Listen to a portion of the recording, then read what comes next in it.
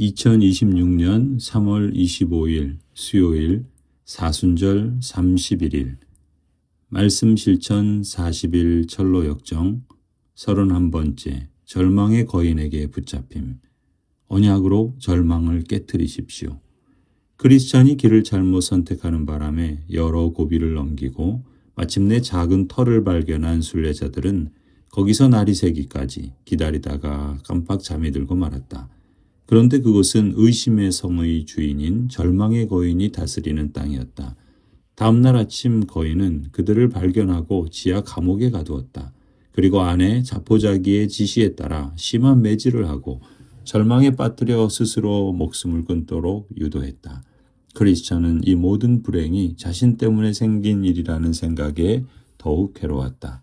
크리스천, 차라리 숨이 막히는 것과 죽는 것을 택하고 싶네. 소망, 아닙니다.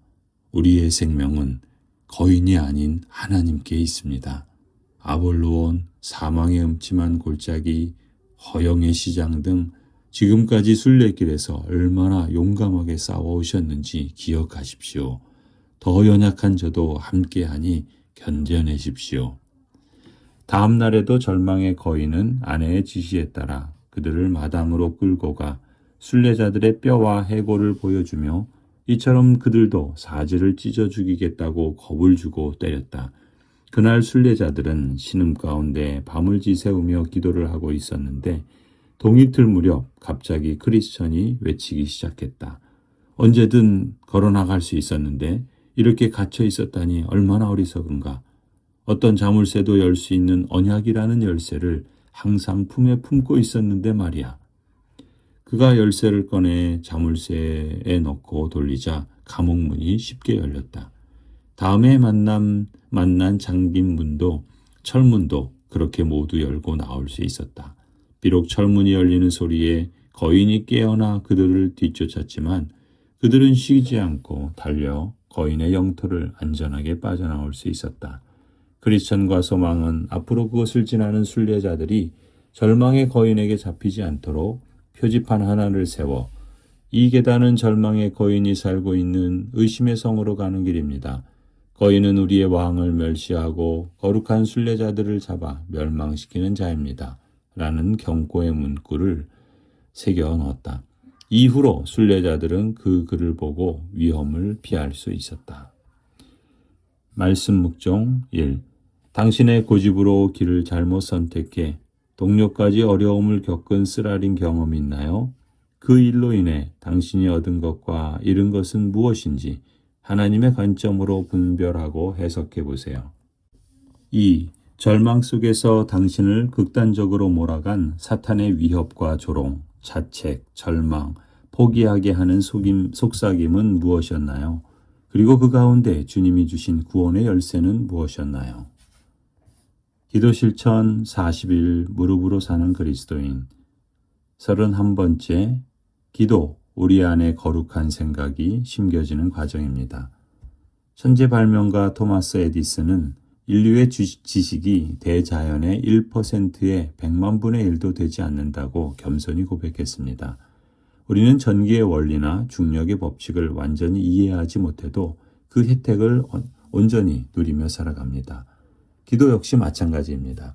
우리가 기도의 신비를 다 깨닫지 못해도 기도는 여전히 우리 삶에서 역동적으로 역사합니다.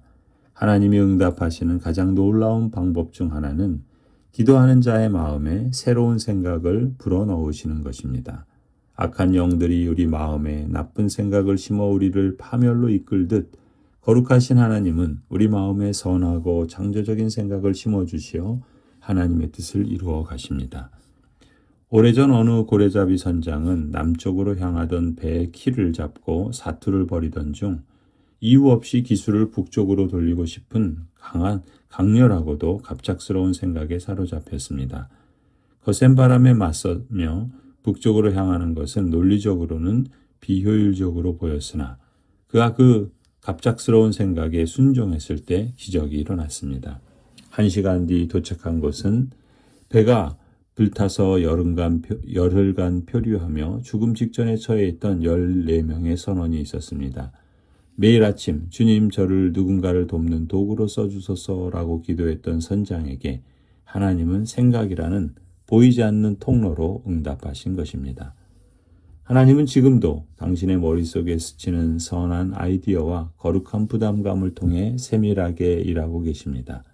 기도는 우리의 지성을 하나님의 무한한 지혜와 연결하여 우리가 보지 못하는 길을 보게 하고 듣지 못하는 음성을 듣게 합니다.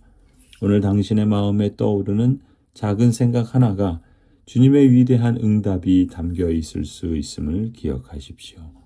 내 생각을 고집하기보다 주님이 주시는 거룩한 직관에 민감하게 반응할 때 당신의 삶은 누군가를 살리는 생명의 통로가 될 것입니다. 주님의 지혜는 당신의 한계를 넘어 가장 완벽한 목적지를 향해 당신의 인생 항로를 인도하십니다. 침묵정진 1. 지금 당신을 사로잡고 있는 생각이 하나님께로부터 온 것인지 아니면 나의 마음이나 사탄이 심어준 것인지 어떻게 분별하나요?